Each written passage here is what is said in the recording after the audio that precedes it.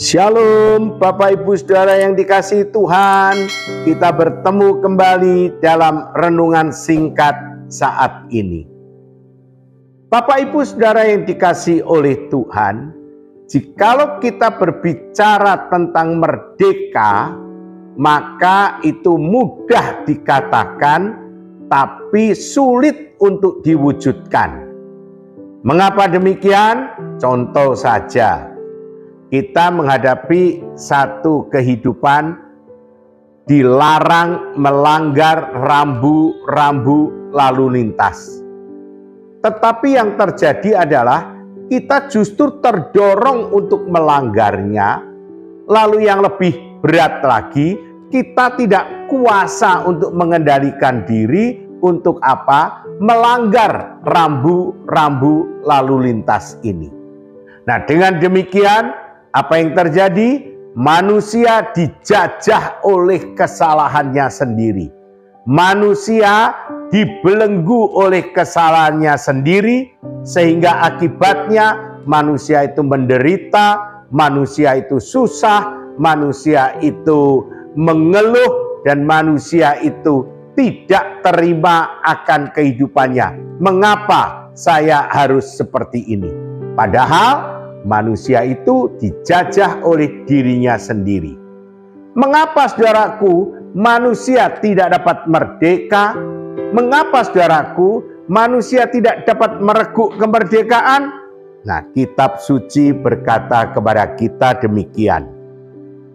Sebab Tuhan adalah roh, dan di mana ada roh Allah, di situ ada kemerdekaan. Ayat ini jelas sekali saudara. Kenapa saya dan saudara tidak dapat merdeka? Karena di dalam diri kita tidak ada roh Allah. Karena di dalam diri kita tidak ada roh Allah, maka tidak ada satu kuasa yang menopang kita untuk menguasai diri, sehingga kita tidak melanggar apa yang harus tidak kita langgar. Kita tidak mampu menahan diri untuk tetap melanggar, sebab tidak ada support, tidak ada kekuatan yang menopang keinginan kita. Kitab suci jelas berkata, di mana roh Allah ada, di situ ada kemerdekaan. Lalu tentu saudara berpikir, saudara bertanya, di mana roh Allah ada, di situ ada kemerdekaan. Lalu bagaimana saya bisa memberi diri, atau saya bisa mengambil roh Allah itu untuk menguasai kehidupan saya? Bagaimana caranya? Saudara, tidak mungkin bagi manusia untuk menarik roh Allah menguasai dirinya. Itu benar, tidak mungkin. Tetapi ada satu kemungkinan yang tidak pernah kita pikirkan. Bagaimana kalau roh Allah itu sendiri menawarkan diri untuk masuk dan menguasai saudara? Mungkin Anda berkata, mana mungkin itu terjadi. Saya akan mengajak saudara membuka kitab Wahyu pasal yang ketiga, ayatnya yang ke-20. Tuhan Yesus berkata, lihat, aku berdiri di muka pintu dan mengetok.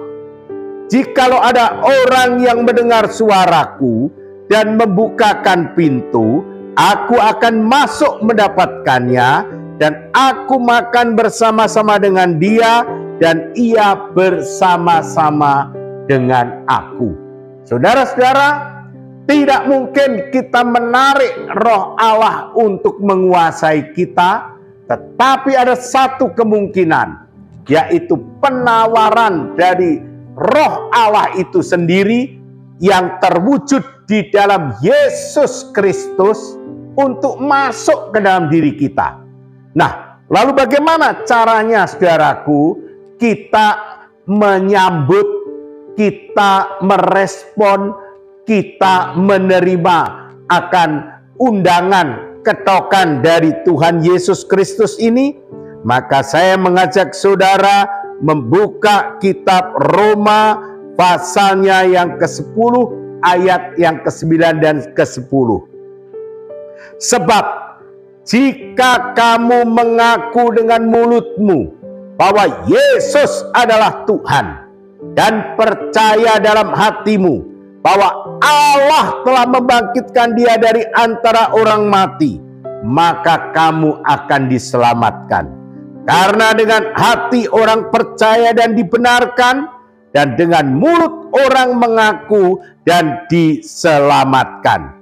Karena kitab suci berkata, barang siapa yang percaya kepada Yesus Kristus tidak akan dipermalukan. Sebab barang siapa yang berseru kepada nama Tuhan akan diselamatkan. Dengan kata lain, saudaraku, tidak mungkin bagi kita menarik roh Allah untuk menguasai kita. Tapi ada satu kemungkinan, yaitu berserulah kepada Tuhan Yesus. Percayalah kepada Tuhan Yesus. Maka roh Allah masuk, duduk, makan, minum bersama-sama dengan Anda. Anda tidak percaya? Silahkan Anda untuk percaya. Anda tidak percaya? Anda bisa membuktikannya sendiri. Anda belum percaya? Nggak masalah.